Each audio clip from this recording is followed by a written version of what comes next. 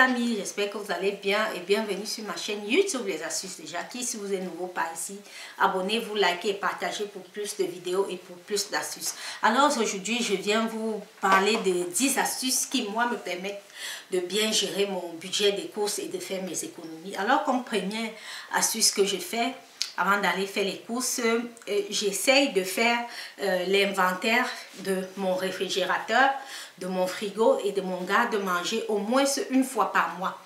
Je vérifie tout ce que j'ai, tout ce que je n'ai plus et je fais une liste de tout ce que je dois encore acheter.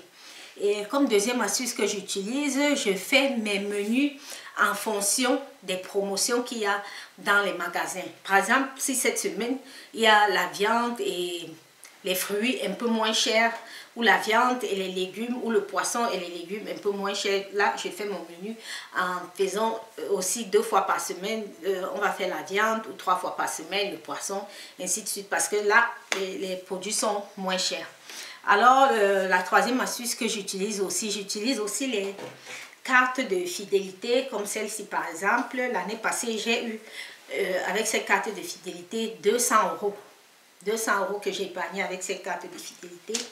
Et puis j'utilise aussi les bons de les coupons comme ça, les coupons de rabais, comme vous voyez là, regardez les coupons de rabais comme ça. J'utilise aussi, ça me permet de payer les produits plus moins chers. Voilà, c'est que j'utilise aussi. Et puis, il y a aussi des applications que vous pouvez télécharger. Quand vous êtes à la caisse, par exemple, Lidl a cette application que vous pouvez télécharger. Quand vous êtes à la caisse, vous montrez l'application de Lidl. Là, ça vous diminue le prix sur votre facture au total. Ça vous diminue peut-être 10 €, 5 € en fonction de ce que vous avez acheté. Ça, c'est toujours aussi les petites économies vraiment à prendre en compte et en profiter, quoi. Voilà ce que je fais aussi. Je cherche à connaître les prix les plus bas des magasins et je compare les prix des différents magasins. Par exemple, je compare ici autour de moi, j'ai Lidl, j'ai Aldi, j'ai Norma et j'ai Rewe. Avant d'aller acheter mes articles pour la maison et tout, je vérifie d'abord si Lidl est moins cher que Aldi, si Aldi est moins cher que Rewe, ainsi de suite. Et puis je me décide dans quel magasin je vais aller acheter. Moi, je préfère plus acheter chez Lidl parce que Lidl a toujours les promotions.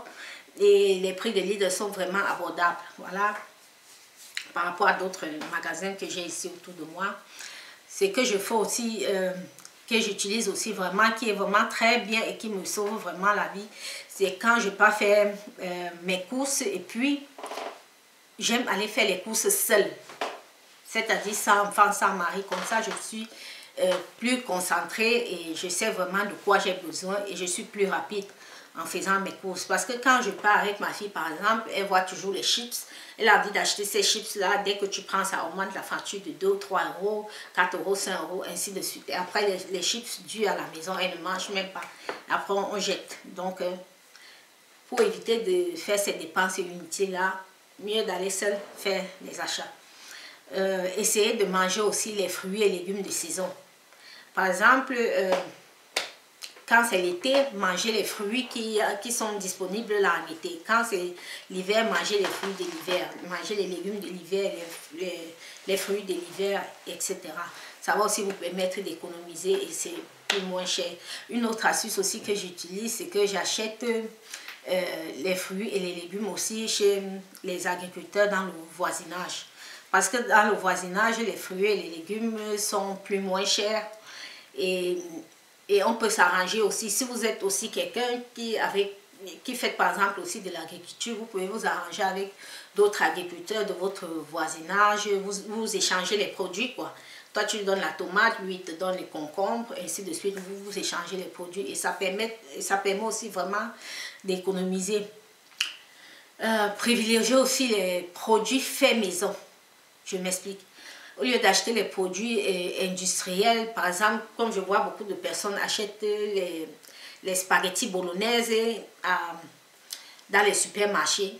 c'est mieux de préparer vous-même vos spaghettis bolognaise à la maison parce que non seulement vous savez ce que vous avez mis dans votre assiette, vous savez ce que vous mangez et vous savez, il n'y a pas de produits additifs, ni de colorants alimentaires, ni de produits de conservation.